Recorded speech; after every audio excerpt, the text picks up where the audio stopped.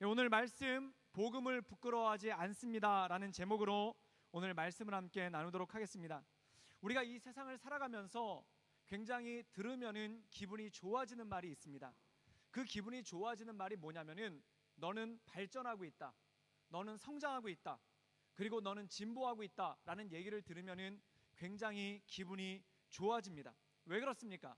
내 모습이 점점점 더 나아지고 있다라는 것을 누군가 얘기해 줬을 때 우리 마음 가운데는 큰 기쁨이 오고 마음 가운데 큰 용기를 얻는 그러한 것들이 생기기 시작을 하죠. 그런데 반대로 우리가 들었을 때 별로 기분이 안 좋은 얘기가 있습니다. 우리의 기운을 빼는 얘기가 있습니다. 그게 뭐냐면은 요즘에 퇴보하고 있다, 예전엔 안 그랬는데 요즘엔 왜 그러느냐, 너도 이제 한물 간 것 같다라는 그런 얘기를 들었을 때 마음이 굉장히 안 좋아지기 시작하는 것을 보게 되죠. 그래서 오랜만에 친구를 만났는데 10년 만에 또는 5년 만에 친구를 만났는데 그 친구가 보면서 어머 너는 어쩌면 이렇게 갈수록 예뻐지니, 너는 그대로다, 이런 방부제 막 이러면서 얘기를 하면은 기분이 막 좋아져요. 그게 농담이고 그 사람이 그 얘기를 하면서 눈동자를 어지럽게 굴리고 입술을 계속 마르는 걸 보면서도 아 거짓말이구나, 그걸 알면서도 기분이 좋아요. 그런데 누군가 딱 만났을 때 너 왜 이렇게 사갔니? 세월이 너를 핥기나 못해 아주 그냥 그 못살게 굴었구나 라는 얘기를 들으면은 굉장히 마음 가운데 힘듦이 오는 것을 보게 됩니다. 왜 그렇습니까? 사람은 기본적으로 성장이란 말을 좋아하고 점점 나아지고 있다, 너는 갈수록 괜찮은 사람이 돼가고 있다라는 말을 들을 때 우리 마음 가운데는 큰 기쁨이 온다는 것입니다. 그런데 불행하게도 우리의 인생이 늘 성장하기만 하면 얼마나 좋겠습니까? 우리가 어렸을 때는 어른들 만나면 벌써 이렇게 컸네, 벌써 이렇게 성장했니? 라는 얘기를 참 많이 듣습니다. 근데 성인이 되고 어른이 되고 난 다음에는 이제 성장했다는 얘기를 듣는 게 아니라 퇴보한다는 얘기를 자꾸 듣게 될 때가 더 많은 것을 보게 되죠. 사랑하는 여러분, 사람은 원하든 원하지 않든 반드시 퇴보합니다. 여러분들도 그렇게 느끼시는 분들이 있을 거예요. 작년과 올해가 굉장히 틀리신 분들 있을 줄 압니다. 아침에 일어났는데 작년과 올해가 굉장히 틀려지기 시작하면서 이제 커피 끊어야지, 이제 저녁에 일찍 자야지, 드라마 끊어야지, 이런 느낌이 들으시는 분들이 있을 거예요. 이게 왜 그렇습니까? 여러분의 신체가 그만큼 퇴보하고 있다는 반증이죠. 그런데 신체만 퇴보하는 게 아니라 우리 인생 가운데 퇴보하는 게 있는데 첫 번째 무엇이 퇴보하는가? 바로 인간관계가 퇴보한다는 것입니다. 인간관계가 퇴보한다는 것은 무엇을 의미할까요? 전에는 친구가 많았어요. 그런데 요즘에는 친구가 참 적어집니다. 사랑하는 여러분, 지금 이 시간 한번 생각해 보십시오. 여러분이 진정으로 얘는 내 친구야 라고 말할 수 있는 친구가 5손가락 안에 들어옵니까? 아니면 넘습니까? 아니면 얘는 진짜 내 친구야 라고 얘기할 때 이 친구에 대해서 고민을 해야 됩니까? 고민을 하지 않아야 됩니까? 옛날에 한국에서 이런 프로그램을 한 적이 있어요. 밤 12시에 자기 친구한테 전화를 걸어요. 그래가지고 나 어디에 있는데 어디로 나와달라 라고 했었을 때 몇 명이 오나, 그거를 보고 그 사람의 인간관계를 평가하는 그러한 프로그램이 있었던 적이 있었습니다. 근데 나중에 알고 봤더니 그게 갑자기 전화한 게 아니라 다 한번 짜고 얘기를 한 거라고 그래요. 매니저들이 다 전화를 해가지고 미리 준비를 다 해놓고 그렇게 한 거라고 그래요. 그런데 여러분, 실제로 여러분들이 밤중에 전화를 걸어서 아무개야 보고 싶다, 우리 한번 만나자 라고 했었을 때 여러분에게 달려올 수 있는 친구가 얼마나 있습니까? 이 얘기를 들으면은 갑자기 마음속이 서늘해지기 시작하면서 웃기는 웃지만 웃는 게 아닌 것 같은, 그리고 이런 생각을 하다가 나 여태 인생 잘못 살았나 봐, 이런 느낌을 받을 때도 있죠. 우리가 인생을 살아가다 보면은 어떤 일이 생기냐면은 아는 사람은 많아지는데 친한 사람이 적어지게 된다는 겁니다. 여러분들 스마트폰을 보십시오.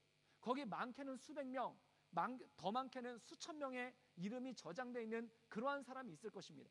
근데 여러분들이 정말 기분 좋게 마음 편하게 아무 일 없어도 전화해서 어떻게 지내? 라고 말할 수 있는 친구는 몇 분이나 계십니까? 그럼 마음이 참 서늘해지고 마음이 안 좋아지는 거죠.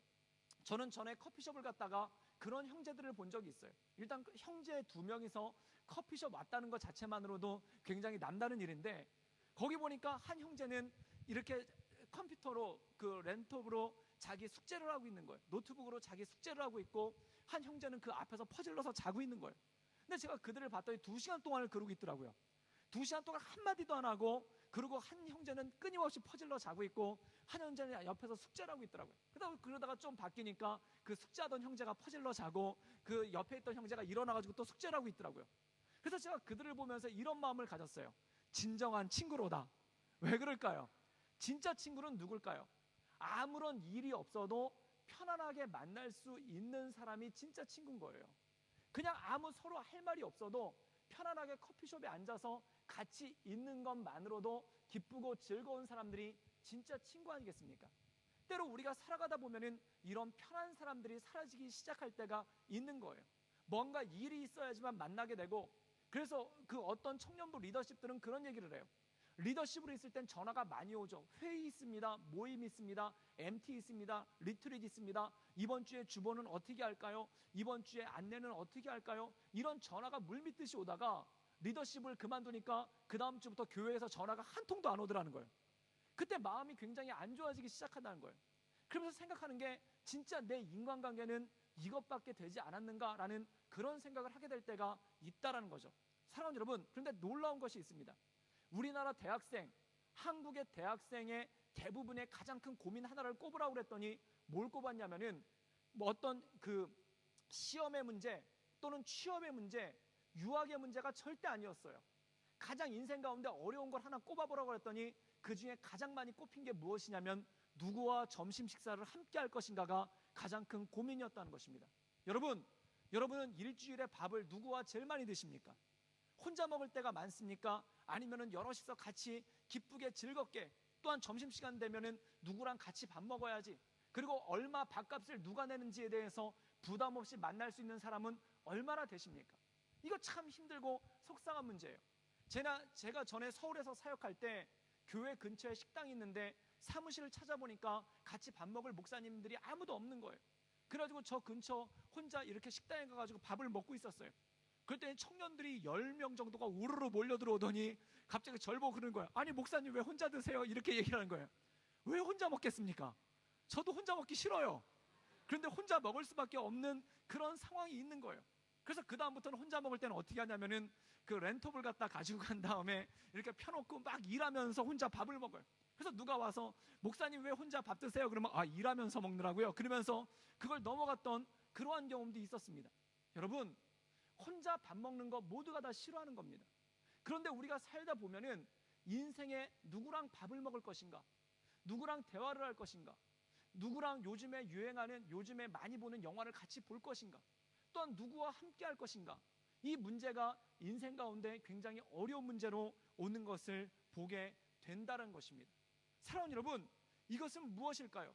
우리 인생 가운데 인간관계가 조금씩 퇴보한다는 거예요. 유치원 때는 친구 참 많아요. 하이스쿨 다닐 때도 친구 참 많아요. 대학교 다닐 때도 친구 참 많아요. 그런데 이제 나이가 조금씩 들어갈수록 내 주변에 친구들이 사라지는 그러한 일들이 생기지 않습니까? 가장 친한 친구라는데 못 만난 지 2년이 넘었고, 가장 친한 친구였는데 전화 한 통 안 한 지 굉장히 오래된 그런 일들이 내 인생 가운데 차곡차곡 쌓이지 않습니까? 그래서 어느 날 돌아보면은 친구가 참 많은 것 같았는데 주변을 보면은 친구가 아무도 없는 것 같은 그러한 느낌을 받을 때가 생기기 시작한다는 것입니다. 그래서 모임을 가죠. 어떤 모임을 가고 동창 모임도 가는데 그 모임이 좋아서 가는 게 아니라 대안이 없어서 가는 경우가 굉장히 많지 않습니까? 그럼 그런 모임은 주로 술 모임으로 많이 가요. 왜 술을 많이 먹을까요? 그 이유는 그냥 어색하니까 술로 때우고 보는 거예요. 그래서 제가 어떤 한국 식당 갔더니 젊은 사람들이 술을 먹으면서 얘기를 하는데 얘기가 아니에요. 서로 고함만 지르고 있어요. 근데 그걸 얘기라고 그래요. 왜 그렇습니까? 맨정신으로는 사람들끼리 만나서 할 얘기가 없는 거예요. 맨정신으로는 서로가 어색한 거예요. 그런 모임이 자꾸 많아지기 시작하니까 우리나라 모임들을 보면은 술 모임이 대부분이고, 한국 남자들, 한국 여자들 대부분이 술 없이는 다른 사람들과 모임을 함께하지 못하는 그런 일들이 생기지 않습니까? 한국에서 대학교 다녀보신 분들은 알잖아요. MT 가면요, 서예반, 볼링반, 무슨 펜싱반, 검도반, 그 동아리 이름은 다 틀려요. 근데 MT 가면 다 술 마셔요. 그리고 도박해요. 왜 그렇습니까? 서로의 관계가 어색하기 때문에 그 어색함을 이겨보려는 그러한 모습이 그 안에 생기기 시작한다는 것이죠. 이건 무엇입니까? 인간관계의 쇠퇴가 누구에게나 오기 시작한다는 거예요. 또 두 번째 쇠퇴는 뭐냐면 건강의 쇠퇴가 오기 시작합니다. 제가 아까 올해 작년이랑 비교하셔서 좀 틀리시죠? 그랬더니 과도하게 고개를 끄덕거리시다가 민망해하시는 분이 좀 계시더라고요. 사랑하는 여러분, 건강이 쇠퇴하고 있어요. 여자분들은 화장을 해보면 알아요. 화장을 해보면은 옛날에는 화장품이 잘 먹었는데 이제는 화장이 아니라 위장이 되고 좀 지나면 변장으로 가야 되는 그러한 단계에 도달하기 시작할 거예요. 그리고 전에는 그 싼 화장품을 썼는데 이제는 값비싼 화장품을 써도 왠지 피부가 적응을 못하는 그러한 느낌을 받을 때가 있을 거예요. 마음이 서늘해지죠. 저는 전에 이런 경험이 있습니다. 한번 이렇게 그 찜질방, 한국에 가면 찜질방이라는 것이 있는데 거기 밑에가 돗자리 바닥이에요. 거기서 이렇게 잤어요. 잤는데 일어났더니 여기 얼굴에 이렇게 돗자리 자국이 남았는데 이게 지워지지를 않는 거예요. 그런데 옛날에는 이렇게 딱 자고 일어나면은 한 30분만 있으면 다 없어졌거든요. 그런데 이게 하루 종일을 가도 지워지지를 않아가지고 이렇게 얼굴에다 자국을 한 채로 계속 나갔던 그런 적이 있습니다. 그런데 제가 보니까 어떤 여자분들은 목에 주름 생길까봐 벽에도 안 베고 주무시고, 그리고 옆으로 자면은 여기 팔자주름이 생긴다고 그래가지고 옆으로도 안 주무시는 그런 분들도 있더라고요. 왜 그럴까요? 피부가 회복을 잘 못하는 단계에 도달했어요. 이건 뭘 의미할까요? 노화가 오고 있다는 뜻입니다. 피부의 탄력을 잃어버리기 시작한다는 거예요. 그래서 한국에서 유행하는 수술 중에 뭐가 있냐면은 주름을 당기는 수술이 있어요. 그래서 살을 갖다가 잘라가지고 계속 당겨줘가지고 이 주름을 피는 그런 수술이 있는데, 어떤 분은 그런 얘기가 있어요. 하도 당기면서 수술을 했더니 나중에 목에 조그만 구멍이 생겼다는 거예요.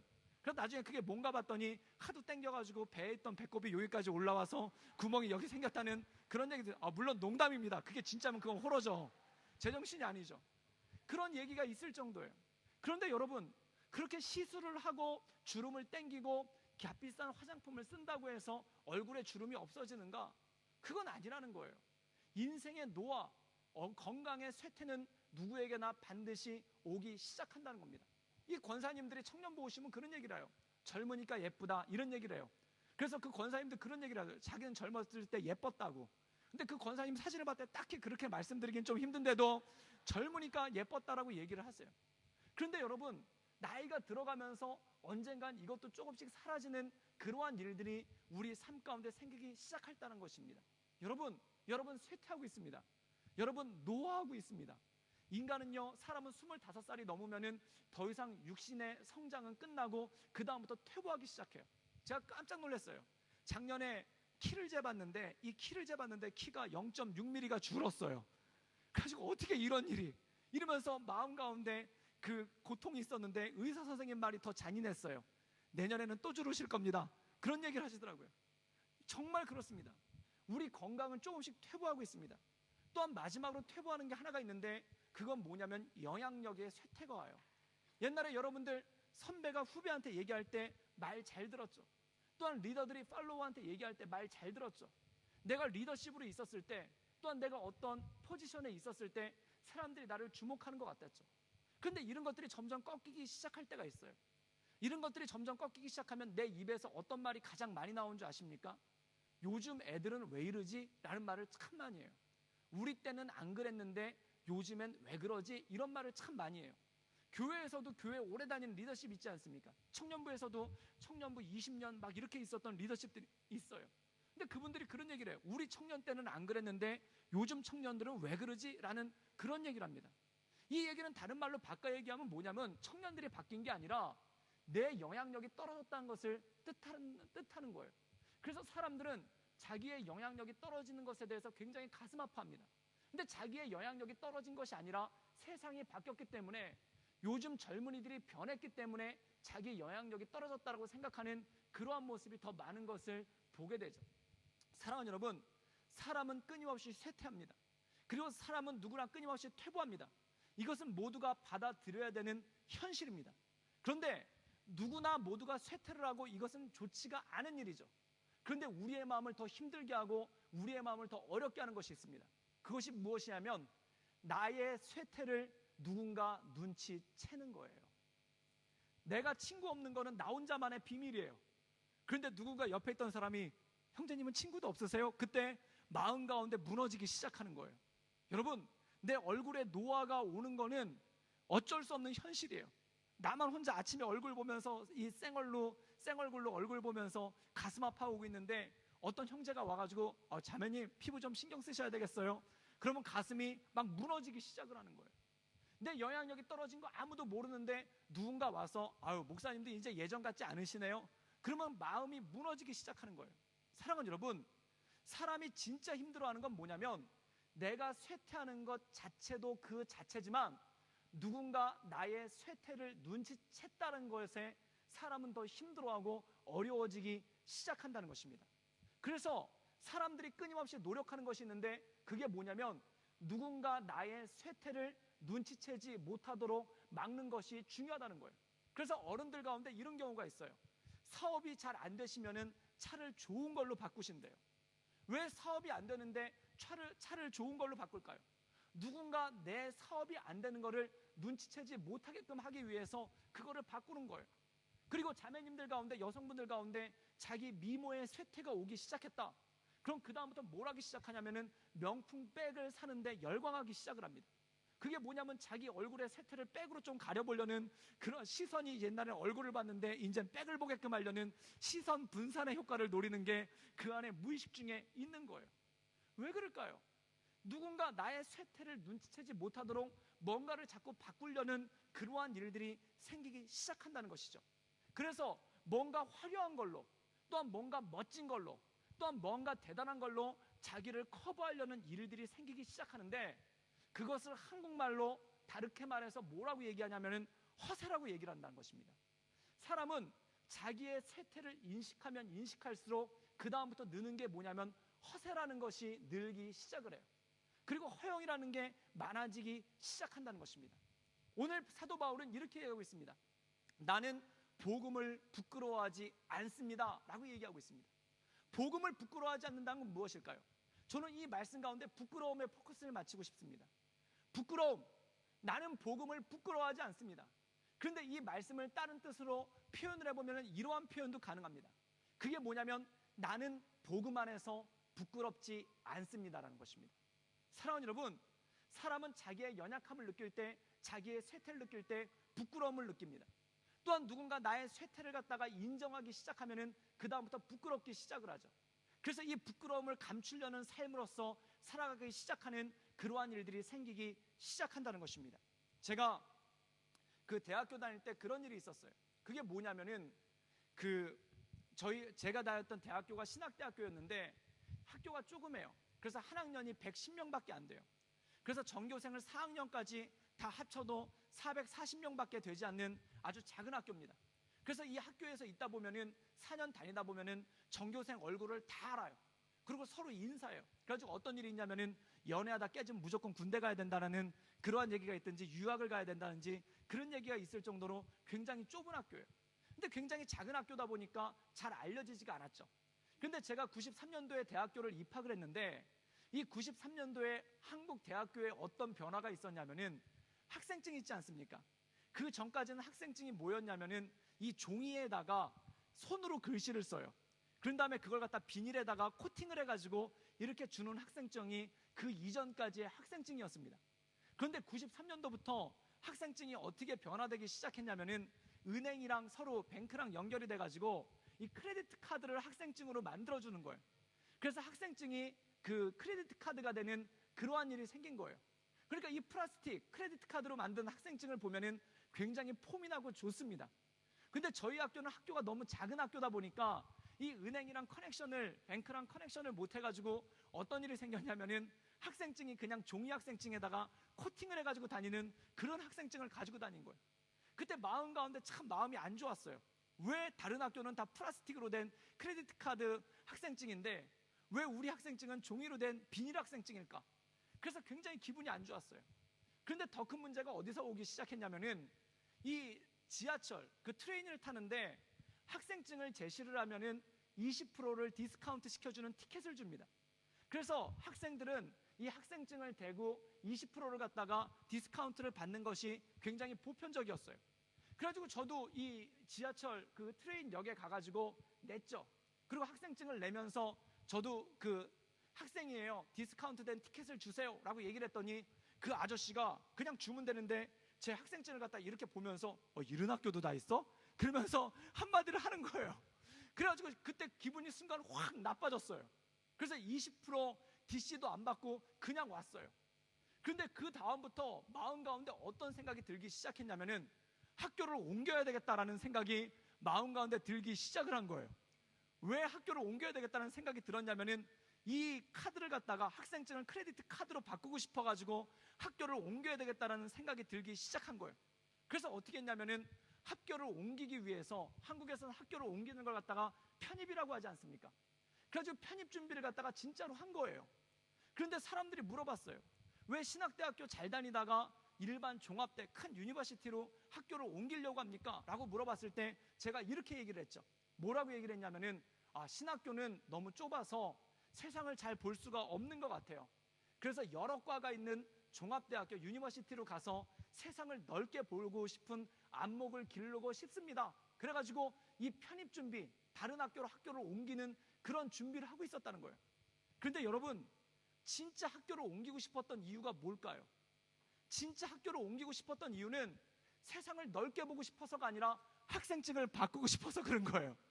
그래서 마음 가운데 뭐가 있냐면 그 영무원 아저씨한테, 그 지하철역에 있는 아저씨한테 플라스틱으로 된 학생증을 주면서 보세요, 저 이른 학생이요 라고 말하고 싶은 마음이 제 마음 가운데 가득한 거예요. 그래서 학교를 옮기려고 하는데, 그런데 사람들한테 뭐라고 얘기를 했냐면은 더 큰 세상을 보고 싶어서 학교를 옮기고 싶습니다 라고 그렇게 얘기를 했다는 거예요. 사랑하는 여러분, 우리 인생 가운데 진짜 그럴 때가 있습니다. 진짜 여러분이 인생 가운데 나가는 동기는 무엇입니까? 여러분이 진짜 좋은 학교 가고 싶은 동기는 무엇입니까? 여러분이 진짜 좋은 직장을 갖고 싶은 동기는 무엇입니까? 여러분이 진짜 좋은 스펙을 갖고 싶은 동기는 무엇입니까? 여러분들이 좀 더 좋은 위치에 있고 싶은 동기는 무엇입니까? 그것이 세상을 넓게 보고 세상을 변화시키고 하나님의 말씀 가운데 세상을 온전하게 하기 위한 마음 때문입니까? 아니면 여러분들 마음 가운데 부끄러움이 있기 때문에 그런 것입니까? 누가 보더라도 부끄럽지 않은 뭔가를 만들고 싶어서, 누가 보더라도 당당하게 내놓고 싶은 뭔가를 만들고 싶어서 그것을 하는 것입니까? 아니면 하나님의 말씀 가운데 거하는 것입니까? 한국 사람들과 한국 말 가운데 이런 속담이 있습니다. 그게 뭐냐면 억울하면 출세하란 말이 있습니다. 그게 뭘까요? 출세란 무엇입니까? 성공하는 거예요. 그런데 그 성공하고자 하는 동기가 뭐냐면 억울해서예요. 여러분, 차이가 큽니다. 성공하기 원하는데 내가 이 성공을 통해서 세상 사람들에게 뭔가 하나님의 은혜를 드러내고 하나님의 권능을 드러내려고 성공하려고 하는 사람이 있는 반면, 단지 억울한 이유 하나 때문에 그것을 가지고 나가려는 그러한 마음이 있는 사람이 있다라는 겁니다. 여러분 젊습니다. 그리고 여러분 인생 가운데 여러분이 만들어가고자 하는 것이 있습니다. 또한 여러분들의 인생 가운데 여러분이 이끌어가고자 하는 것들이 있습니다. 그런데 그것의 동기는 무엇입니까? 부끄러움이 여러분 인생 가운데 동기입니까? 아니면 또한 다른 사람들한테 봤었을 때 내 모습이 변변치 않은 것이 동기가 됩니까? 그럼 우리 인생은 힘들어진다는 거예요. 어려워진다는 거예요. 사랑하는 여러분, 복음은 부끄럽지 않습니다. 복음이 있는 사람은 부끄럽지 않습니다. 복음이 있는 사람은 종이조각으로 된 학생증을 가지고 다니는 학교를 다녀도 부끄럽지가 않습니다. 그런데 복음이 없으면요, 부끄러워지기 시작하는 거예요. 나의 쇠퇴를 사람들이 발견할까봐, 나의 연약함을 사람들이 발견할까봐, 나의 무식함을 사람들이 발견할까봐, 나의 가난함을 사람들이 발견할까봐, 나의 연약함을 사람들이 발견할까봐 그게 부끄러워가지고 자꾸 나를 포장하려고 하고 자꾸 나를 커버하려는 그러한 일들이 생기기 시작한다는 것이죠. 사랑하는 여러분, 열심히 살아도 두 가지 마음이 있습니다. 복음 때문에 열심히 사는 사람이 있고 자기의 상처와 부끄러움 때문에 열심히 사는 사람이 있습니다.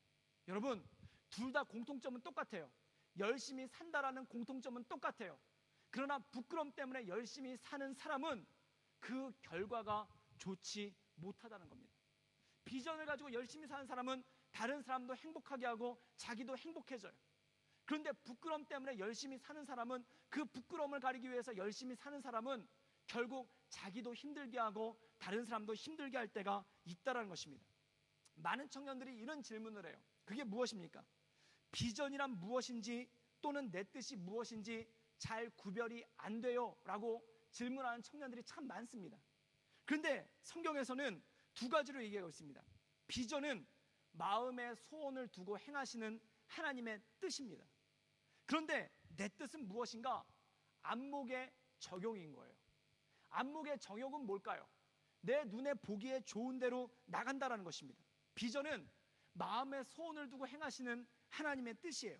사랑하는 여러분, 내 마음 가운데 하나님의 소원이 있다는 거예요. 예를 들자면 이런 것입니다. 중국으로 아우리치를 갔어요. 그런데 중국으로 아우리치를 갔다 오고 난 형제 자매들이 간증을 하는 걸 보면 두 가지로 나눠져요. 어떤 형제들은 그런 말을 해요.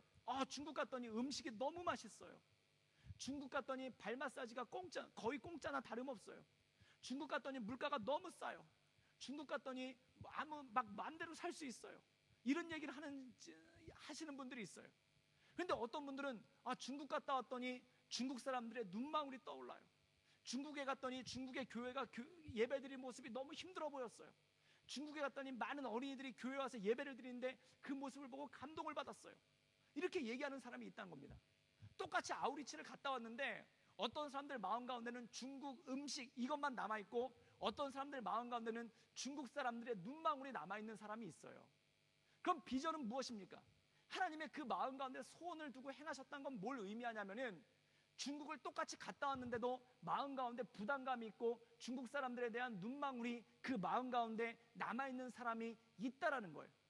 그런데 그렇지 못하고 음식만 기억하는 사람은 마음에 소원이 생기질 않은 거죠. 사랑하는 여러분, 부르심이란 무엇입니까? 뭔가를 봤을 때, 뭔가를 경험했을 때 그 가운데 주시는 하나님의 부르심이 내 마음 가운데 생기기 시작한다는 거예요. 그렇다면 내 뜻, 안목의 정욕은 뭘까요? 그건 뭐냐면 남들과 비교해서 열등감을 느끼는 것이 일의 동기가 된다는 겁니다. 예를 들자면 이런 것입니다. 형보다 못하다는 소리를 들어서 열심히 공부하는 사람이 있어요. 아버지가 인정해주지 않아서 열심히 일하는 사람이 있어요. 친구들이 무시해서 무시받지 않으려고 열심히 하는 사람이 있어요. 세상이 날 알아주지 않아서 뭔가를 나를 알아보이게 하려고 하는 사람이 있어요. 또한 억울해서 뭔가를 하려는 사람이 있어요. 이 안목의 정욕의 특징이 뭔지 아십니까?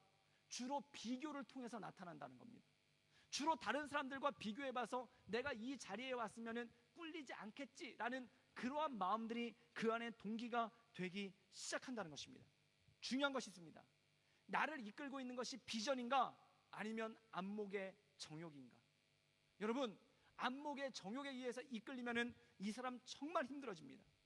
비전이 이끄는 사람이나 안목의 정욕을 가지고 사는 사람이나 똑같습니다. 왜냐하면 둘 다 열정을 가지고 최선을 다하고 물불을 가리지 않고 살아요. 그런데 차이가 있어요. 열매가 다르다는 거예요. 비전이 이끄는 사람은 모든 사람을 살릴 뿐만 아니라 자기도 행복하게 합니다. 그러나 상처가 이끄는 사람은 다른 사람도 죽이고 자기도 죽는 그러한 일들이 생기죠. 비전 있는 사람이 돈을 많이 벌잖아요. 그럼 그 돈 가지고 다른 사람들을 유익하게 해요. 그런데 상처가 있는 사람이 또는 열등감이 있는 사람이 돈을 많이 벌잖아요. 그럼 그 돈 가지고 다른 사람을 어렵게 하고 다른 사람을 힘들게 하는 그런 도구로밖에 쓰일 수밖에 없다라는 것입니다. 여러분, 비교하는 사람들 마음 가운데는 늘 부끄러움이 있습니다. 또한 상처가 그 안에 있는 사람들 마음 가운데는 늘 부끄러움이 있습니다. 그런데 복음이 우리 안에 오기 시작했을 때, 복음의 능력이 우리 안에 오기 시작했을 때 우리 안에 나타나는 능력이 무엇인가? 그것은 무엇인가 하니 바로 하나님의 은혜 가운데 온전함으로 서나가기 시작한다는 것이죠.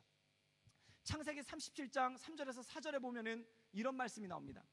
요셉은 노년에 얻은 아들이 있으므로 이스라엘이 여러 아들들보다 그를 더 사랑함으로 그를 위하여 채색옷을 지었더니. 많은 분들이 알 거예요.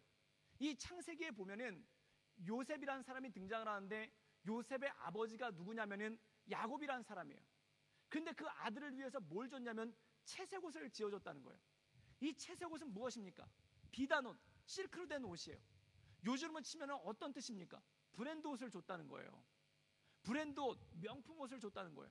가방으로 치면 루이비통이요, 옷으로 치면 샤넬이요, 이 외투로 치면 바버리 같은 그러한 것들을 줬다는 거예요.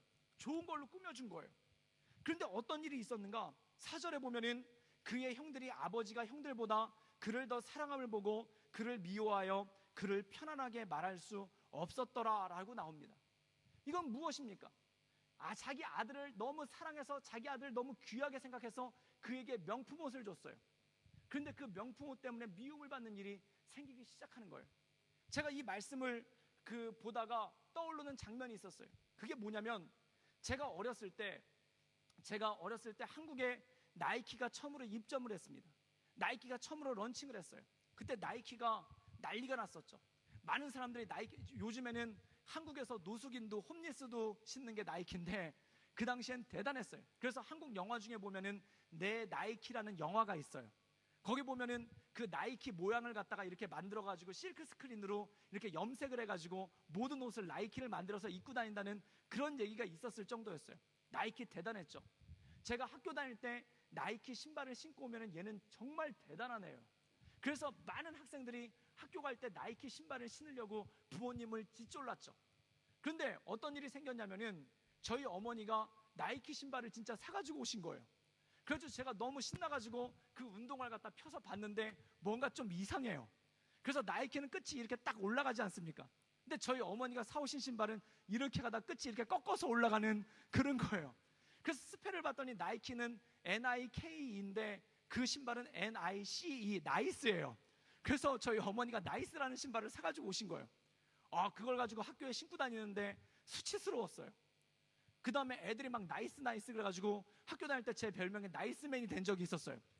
그리고 또 한 번은 저희 아버지가 시계를 사가지고 오셨는데 그 당시에 청소년들한테 티네이저들한테 가장 유행했던 신발이 그 시계가 뭐였냐면은 그 카시오였습니다. 일본 제품 카시오였는데 그 스펠이 어떻게 되냐면 CASIS, 그래가지고 카시오 이렇게 SO, 그래서 카시오가 나오는 건데 그때 저희 아버지가 사오신 브랜드는 가운데 I가 없어요. 그래서 그대로 읽으면 카시오예요. 그걸 갖다 저희 아버지가 사오신 거예요. 그래가지고 그걸 차고 다녔어요. 그리고 고등학교 하이스쿨을 가니까 저희 어머니가 청바지를 사오셨는데 그 당시 리바이스 청바지가 굉장히 유명했거든요. 근데 I가 빠지고 거기 O가 들어가지고 리보이스가 되는 그런 청바지를 저희 어머니가 사오신 거예요. 그래가지고 그걸 입고 다녔어요. 그걸 학교에 입고 다녔더니 제 별명이 뭐였냐면은 영어로 하면 이미테이션 맨이고 한국말로 하면 짝퉁맨이 제 별명이었어요. 가짜만 입고 다닌 거예요. 그런데 나중에 깨달았어요. 진짜 그게 중요한가? 진짜 그 옷이 중요하고 그 옷을 입는 것이 중요한가? 근데 저희 어머니가 저한테 비록 다 짝퉁 옷을 사주셨지만 진짜 주신 게 있는데 말씀을 저한테 주셨다는 거예요. 복음을 저한테 주셨다는 거예요. 말씀을 가르쳐 주셨고 복음을 저한테 가르쳐 주셔서 말씀 가운데 설 수 있도록 해주셨다는 것입니다. 여러분, 지금 여러분이 입고 있는 옷의 브랜드가 중요한 것입니까? 여러분이 가지고 있는 가방의 브랜드가 중요한 것입니까? 아니면 여러분이 가지고 있는 복음이 중요한 것입니까? 여러분, 만약에 여러분 인생 가운데 복음을 가지고 있지 않다면 여러분은 여러분이 입고 있는 옷 때문에 부끄러울 수 있습니다. 만약 여러분이 하나님의 복음 가운데 온전히 서지 않는다면 여러분의 학생증 때문에 부끄러울 수 있습니다. 또한 여러분이 복음 가운데 합당하게 서지 않는다면 여러분의 직장 때문에 부끄러울 수가 있다는 것입니다. 사랑하는 여러분, 중요한 것은 무엇일까요? 하나님 말씀 가운데 서는 사람은 어디 가나 견고하게 선다는 것입니다. 저는 그 대학을 3번을 떨어져 봤어요. 대학 갈 때 그 3번을 떨어졌어요. 3번째 떨어졌을 땐 첫 번째는 실수, 두 번째는 몰라서, 그 다음에 3번째는 어이없이 떨어졌어요. 3번째 대학을 떨어지고 나서 집에 오는데 마음이 너무 안 좋은 거예요. 버스를 타고 오는데 어떤 생각이 들었냐면 이 버스가 뒤집어져서 죽었으면 좋겠다라는 그런 마음 가운데 들었어요. 집에 들어갈 엄두가 안 나는 거예요. 그래가지고 집에 도착을 했는데 그런데 집에 이 포스트 박스에 메일 박스에 뭐가 왔냐면은 열어봤더니 군대 영장이 들어와 있는 거예요. 그런데 언제까지 입대를 하냐면 4월까지, 그때가 그 대학을 갖다 떨어지고 1월 달이었습니다. 1월 달에 왔는데 4월 달에 입대를 하라고 영장이 나온 거예요. 군대 영장이 나온 거예요. 대학도 떨어져가지고 마음도 안 좋은데 군대 영장이 나왔어요. 그런데 그 오라는 주소가 더 끝내줬어요. 그게 뭐냐면 충청북도 괴산군 연탄리예요. 그래서 왠지 무슨 탕방을 연상케 되는 그런 주소예요. 그래가지고 그 영장을 받으니까 기분이 안 좋은 거예요.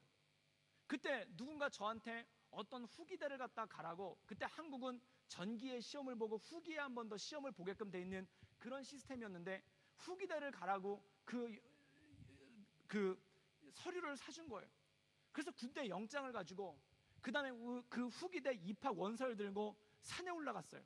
집에도 안 들어가고 산으로 올라갔어요. 저희 집 뒷동산에 제가 잘 올라가서 기도하는 산이 있어요. 그래서 거기 평평한 바위가 있는데 그 바위 이름을 제가 겟세마네라고 붙였어요. 그래서 그 겟세마네 동산에 올라가서 진짜 땀방울이 핏방울이 되도록 기도했습니다. 그래서 그 하늘을 향해서 그 두 가지의 서류를 놓고, 하나는 군대 영장, 하나는 후기대 입학원서, 그 두 가지를 놓고 기도를 한 거예요. 왜냐하면 후기대를 들어가야 군대가 연기가 되거든요. 그래가지고 그 두 개들을 놓고, 주님 어디로 가는 것이 하나님의 뜻입니까? 그걸 놓고 기도했어요. 군대를 가야 됩니까? 후기대를 가야 됩니까? 그리고 그걸 가지고 기도를 하는데, 아마 군대 때문에 기도하시는 분들은 조금 그 느낌을 아실 거예요. 진짜 피눈물이 납니다. 그래서 그걸 놓고 기도를 하고 있는데 갑자기 말씀 가운데 이런 말씀이 들어왔어요. 그게 뭐냐면, 내가 내게 명령한 것이 아니냐, 강하고 담대하라, 두려워하지 말며 놀라지 말라, 내가 어디로 가든지 내 하나님 여호와가 너와 함께 하시느니라. 이 말씀이 제 마음 가운데 들어온 거예요. 그때 깜짝 놀란 게 있어요. 내가 어디로 가든지 하나님이 너와 함께 하시느라. 그때 이걸 놓고 깜짝 놀랐습니다. 군대를 가도 괜찮다는 거예요. 후기대를 가도 괜찮다는 거예요. 이곳을 가도 괜찮고 저곳을 가도 괜찮다는 거예요. 하나님께서 너와 함께 하시기 때문에 네가 어디로 가든지 복을 받는다는 메시지를 그때 받았다는 거예요. 여러분, 많은 분들의 고민은 뭘까요? A로 갈까요? B로 갈까요? 어떤 분들은 이렇게 고민하십니다. 이 학교가 좋나요? 저 학교가 좋나요? 또한 어떤 분들은 이렇게 고민하십니다. 이 회사가 좋나요? 저 회사가 좋나요? 심지어 어떤 자매님은 제가 깜짝 놀랐어요. 웬 사진을 가져와가지고 형제 2명의 증명사진을 갖다가 여권사진을 가져와가지고 기도를 해달라는 거예요. 이 형제입니까? 저 형제입니까? 제가 무슨 부채도사도 아니고 들었다가 이 형제입니다, 뭐 저 형제입니다, 이렇게 할 수도 없고. 그래서 진짜 제가 사상 최초로 그 증명사진에다 이렇게 손가락을 놓고 안수기도를 하면서 기도했던 적이 있었어요. 주님, 이 형제입니까? 그런데 많은 분들이 이렇게 생각을 하세요. 어떻게 해야 내가 뭘 선택해야 성공할 것인가? 이걸 선택해야 될 것인가? 저걸 선택해야 될 것인가? 이걸 가지고 고민을 한다는 거예요. 그런데 여러분, 중요한 메시지가 있습니다. 여러분이 하나님의 복음을 붙잡고 나간다면, 하나님의 말씀을 붙잡고 간다면 어디로 가든지 잘 될 줄 믿습니다. A로 가도 잘 되고 B로 가도 잘 된다는 거예요. 그래서 제가 성경의 말씀을 찾아봤는데 성경에 그런 말씀이 엄청나게 많다는 거예요. 그건 무엇입니까? 네가 하나님의 말씀을 들고 간다면 어디로 가든지 잘 될 것이다. A로 가도 잘 되고 B로 가도 잘 된다는 거예요. 네가 말씀을 가지고 간다면 들어가도 복을 받고 나와도 복을 받는다는 거예요. 네가 말씀을 가지고 나간다면 일어서도 복을 받고 앉아도 복을 받는다는 거예요. 여러분, 우리가 고민하는 게 뭘까요? 명당이 어딘지를 찾는 거예요. 어떤 땅이 좋은 땅인지, 어떤 땅이 괜찮은 땅인지. 아브라함이 땅을 보면서 이렇게 얘기했어요. 하나님, 내가 어디로 가는 것이 좋습니까? 그때 하나님께서 아브라함에게 이렇게 말씀하셨다는 거예요. 그게 뭐냐면, 내가 너와 함께 할 것이니 네가 밟는 땅을 내가 모두 다 너에게 줄 것이다.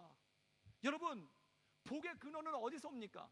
좋은 땅이 있어서, 좋은 회사가 있어서, 좋은 학교가 있어서, 좋은 사람이 있어서 그 사람을 만나고 그 학교를 가고 그 직장을 가야 내가 복을 받는 게 아니라, 내가 가는 곳마다 하나님께서 나에게 복을 주시겠다는 겁니다. 그때 제가 깨달았어요. 아, 내가 후기대를 가면 후기대가 복을 받겠구나. 내가 군대를 가면 군대가 복을 받겠구나. 내가 가는 곳을 통해서 하나님께서 역사하시겠구나. 그것을 마음 가운데 느꼈다라는 것입니다. 여러분, 장소를 놓고 고민하지 마십시오. 뭔가 선택의 문제를 놓고 고민하지 마십시오. 내가 가는 곳이면 내가 온전한 것이 된다는 것입니다. 중요한 게 있습니다.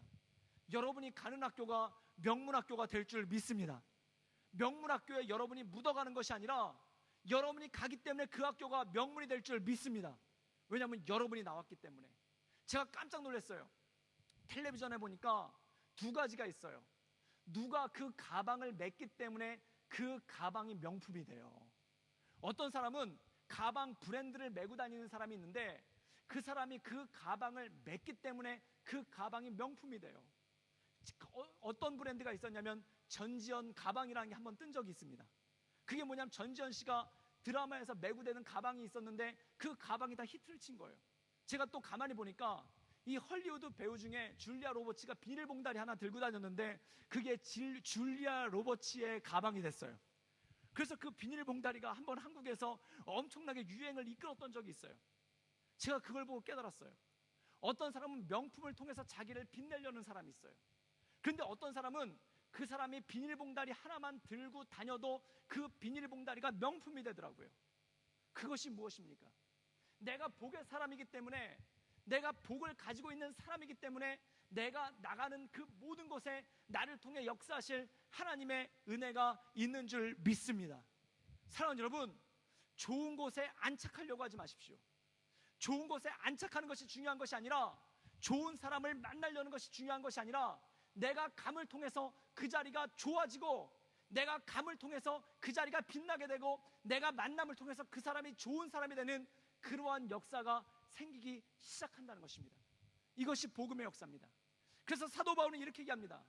내가 복음을 부끄러워하지 아니하노니 이 복음은 모든 사람들에게 능력이 되는 하나님의 영광이라는 것입니다. 여러분, 명품을 매지 말고 여러분이 명품이 될 수 있기를 주님의 이름으로 축복합니다. 명문대에 가는 것이 아니라 여러분이 명품이 될 수 있기를 주님의 이름으로 축복합니다. 나는 복덩어리입니다. 나는 복덩어리입니다. 그래서 여러분들 소개팅하거나 미팅하시잖아요. 남자친구 소개 맞으면 이렇게 얘기를 하세요. 당신이 나랑 사귀면 당신은 수지 맞는 겁니다. 이렇게 말씀하세요. 여자분들한테 이렇게 얘기하세요. 남자분들 이렇게 얘기하세요. 나는 복덩어리입니다. 그래서 나랑 사귀면은 여러분은 수지 맞는 겁니다. 이렇게 얘기하시라는 거예요. 어떤 장로님이 회사 가서 청년 때 면접을 봤는데 그 면접이 기가 막혔어요. 그분은 자기소개를 이렇게 했습니다. 저는 예수 믿는 사람입니다. 그래서 저는 술 먹지 않습니다. 담배 피지 않습니다. 그리고 저는 주일날 일하지 않습니다. 그런데 저는 정직합니다. 저는 부지런합니다. 그리고 마지막으로 이분이 이렇게 얘기를 했어요. 나는 복덩어리입니다. 내가 만약 당신의 회사에 간다면 당신 회사는 복을 받을 것입니다. 이렇게 해서 직장을 들어가신 분이 있어요. 저는 그 자기 소개서를 보고 너무 기가 막혔어요. 그게 크리스천 아닙니까? 나는 복덩이입니다. 어디 누구 복덩이에 묻어가려는 게 아니라, 저 회사가 복이고 저 학교가 복이라서 거기 묻어가려고 하는 게 아니라, 저 사람이 괜찮은 사람이라서 저 괜찮은 사람에 묻어가려는 게 아니라, 내가 복덩어리입니다. 내가 복덩어리니까 당신이 나를 채용하면 당신은 수지 맞는 겁니다. 내가 복덩어리입니다. 그래서 당신이 나랑 사귀면 당신은 수지 맞는 겁니다.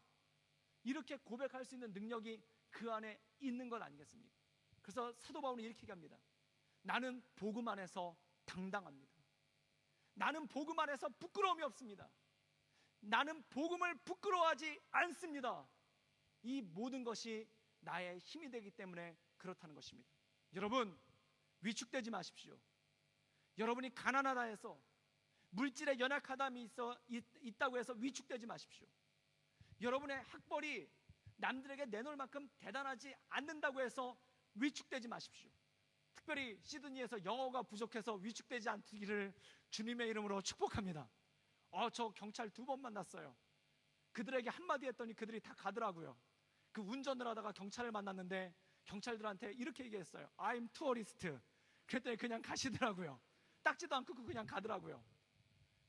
사랑하는 여러분, 영어 못한다고 부끄러워하지 마세요. 발음 좀 따박따박 굴러간다고 부끄러워하지 마세요. 예수 믿는 사람은 부끄러움이 없습니다. 부끄러움이 없이 하나님 말씀 가운데 온전함으로 살아갈 수 있는 당당함, 그것이 그 안에 있기 때문에 그렇다는 것입니다. 여러분, 이 하나님 말씀 가운데, 복음 가운데 날마다 당당함을 덧입고 하나님 말씀 가운데 새로움을 덧입는 여러분의 삶이 될 수 있기를 주님의 이름으로 축복합니다.